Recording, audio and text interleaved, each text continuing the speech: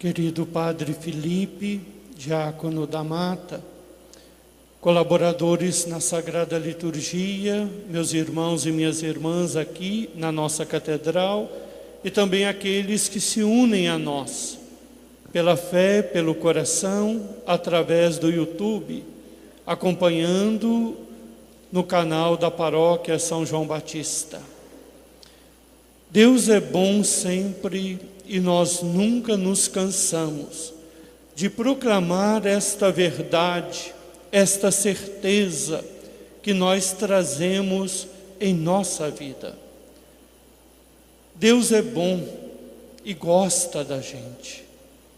E porque gosta de nós, quer sempre o melhor para cada um de nós, mesmo quando nós não queremos o melhor para nós. E às vezes buscamos o pior para nós e também para os outros. Deus não se cansa de fazer o bem na nossa vida, mesmo quando nós não merecemos.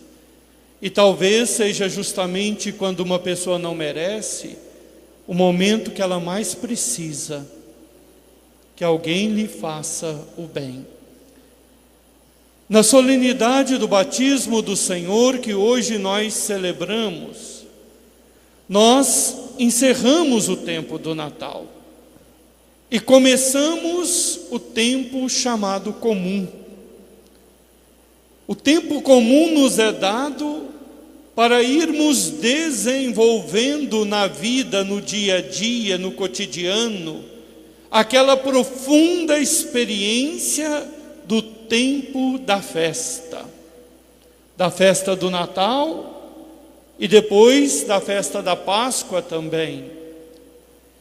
E a experiência que o Natal nos trouxe é deste Deus que se interessa por nós que somos obra das suas mãos. Um Deus que não se esquece de nós. Como diz a Escritura, a mãe poderia esquecer-se do fruto de suas entranhas? E mesmo que houvesse uma mulher assim, eu não te esquecerei.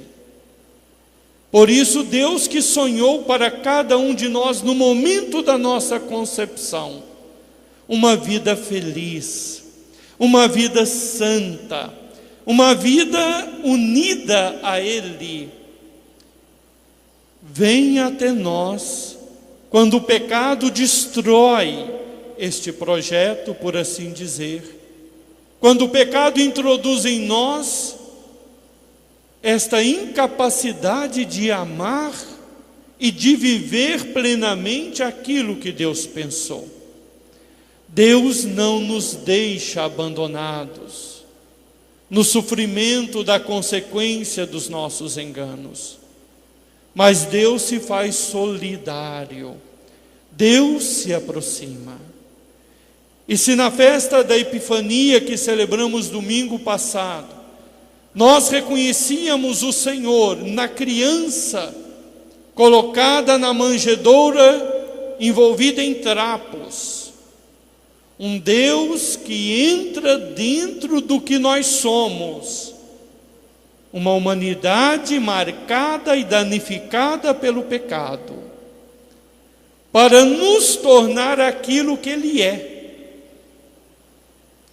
capazes de viver a graça divina, a vida divina. E hoje, na solenidade do batismo, Deus nos manifesta, não mais na criança da manjedoura, mas no homem Jesus Cristo, a expressão da sua presença que vem para salvar, para restaurar a justiça. Quando Jesus se aproxima de João Batista, o nosso querido padroeiro, e João Batista diz: não, sou eu tenho pecado, eu preciso ser batizado por ti, e tu vens a mim? Jesus diz: por ora, façamos desta forma, para que se cumpra a justiça. Esta justiça é a redenção da humanidade, para que a humanidade pudesse voltar a viver o projeto original de Deus. Nós fomos feitos por uma felicidade, nós fomos feitos por uma solidariedade, porque somos membros da mesma família. E quando o pecado acontece e nós nos tornamos instrumentos de destruição, de exploração, de mágoa no coração do outro, isso é errado. Isso é uma injustiça. Quando você faz uma escolha que você sabe que vai danificar a sua vida, que vai te afastar de um caminho feliz, isso é injustiça. Não é certo com você fazer isto. Você não tem o direito de se destruir e nem de destruir outra pessoa. Esta é a injustiça que é fruto do pecado. Por isso, quando Jesus vem restaurar a justiça, Ele vem tirar-nos da prisão do pecado, para que nós, na mente, no coração, na alma, no corpo, pudéssemos entender o projeto de Deus e escolher o projeto de Deus, escolher as escolhas de Deus para nós. Então Jesus aceita o batismo para manifestar uma solidariedade com a humanidade. Jesus entra na realidade da humanidade. Ele não tem pecado, mas ele assume sobre ele aquilo que não é dele. Ele assume sobre ele os nossos pecados. Porque na medida em que ele assume em si os pecados, o seu ato de amor vai aniquilar os pecados, vai apagar os pecados. Jesus traz para ele a doença porque ele tem a capacidade de sarar esta doença.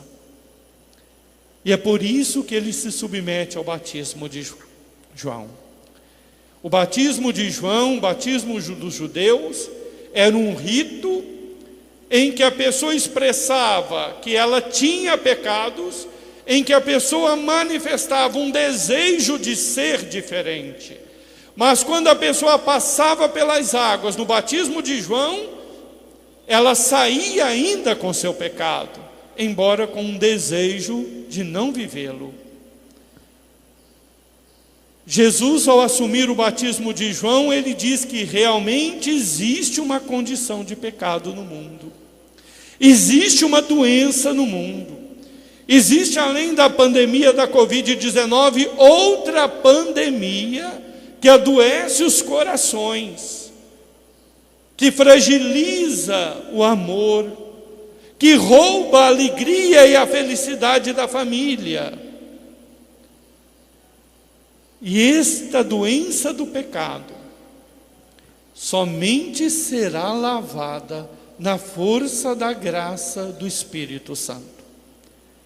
Por isso, Jesus, ao passar pelas águas naturais, ele santifica as águas para que elas adquiram uma força sobrenatural, de tal forma que aquilo que a água natural faz no nosso corpo, as águas sobrenaturais do batismo realizam em nossa alma.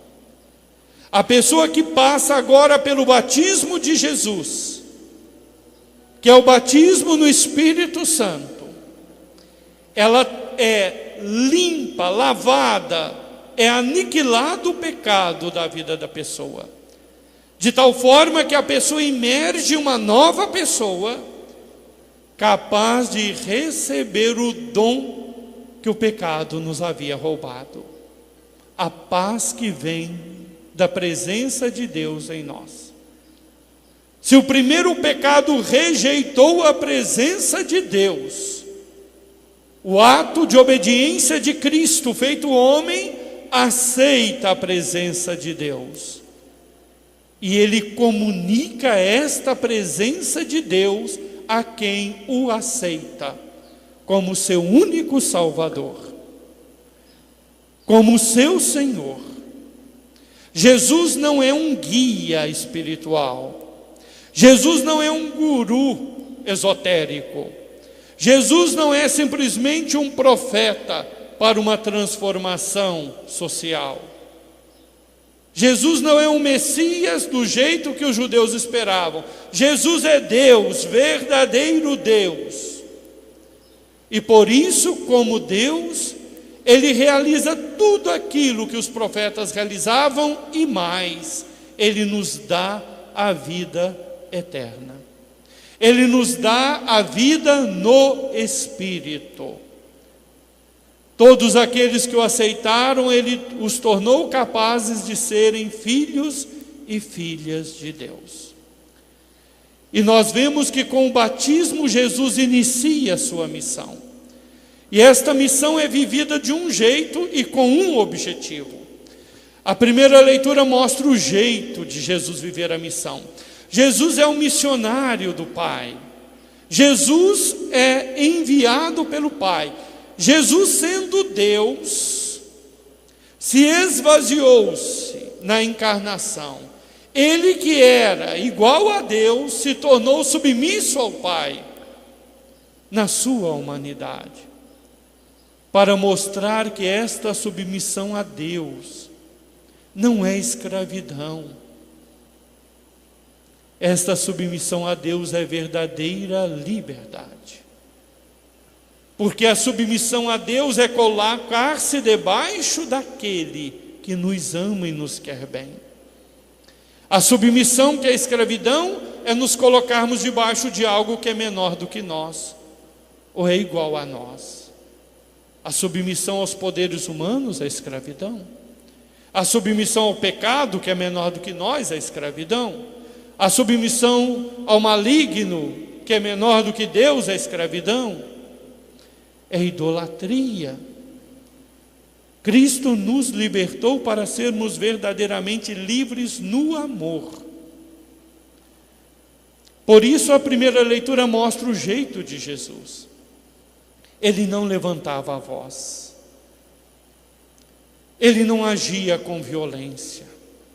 Ele não ameaçava, ele não chantageava, como fazem certos grupos por aí, internet afora, em nome de Deus. Jesus era obediente ao Pai.